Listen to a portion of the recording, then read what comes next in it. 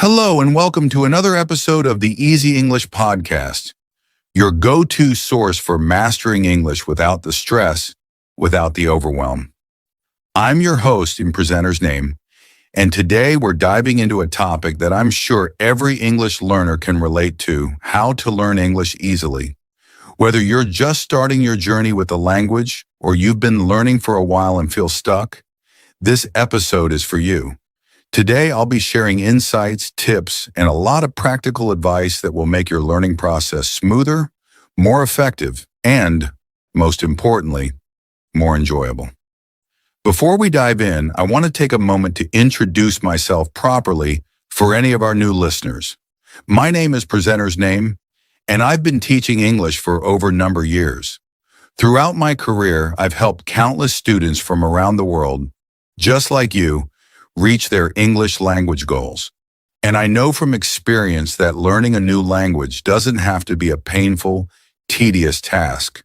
In fact, with the right approach, it can be quite fun, almost like a game. And I know you're probably wondering, a game? Learning English is a game? Yes, I'll explain exactly what I mean in today's episode. But first, let me give a little background on this podcast.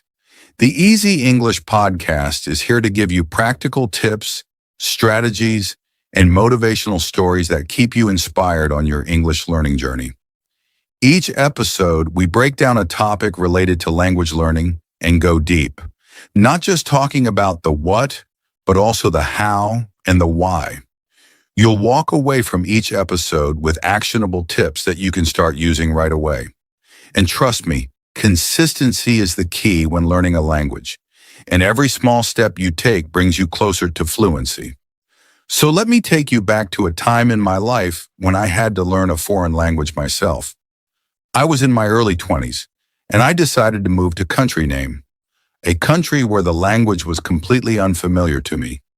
Now, I had taken a few classes in that language back in school, but like many of you probably feel, it just didn't stick.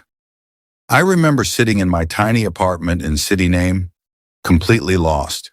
The grocery store, the street signs, the public transportation system, everything was in this foreign language that I didn't understand.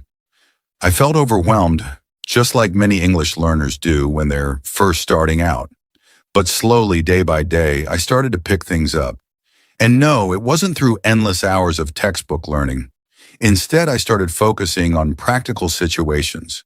I learned words that I needed to survive, to order food, to navigate the city, and gradually I realized something important. Learning a language doesn't have to be overwhelming if you focus on what's relevant to you at the moment. That was my first breakthrough, and that's the first lesson I want to share with you today. You see, one of the biggest mistakes language learners make is trying to learn everything at once. They want to know all the grammar rules, memorize lists of vocabulary, and be able to speak fluently from day one. But that's not how our brains work. The key to learning English, or any language, is focusing on what's relevant to you at each stage of your learning journey. For example, let's say you're learning English because you want to travel.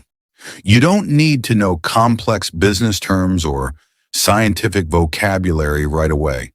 What you need are phrases and words that will help you navigate an airport, check into a hotel, or order a meal at a restaurant. And once you've mastered that, you can start building on it. Here's a concrete example.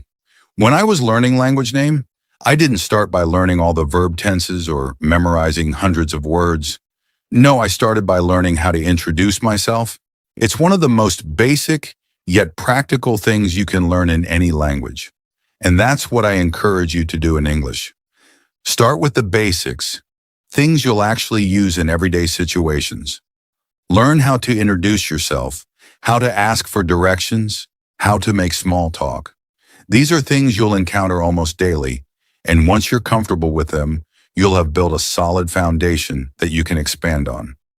So let's dive a bit deeper into what I mean. Imagine you're meeting someone for the first time in English.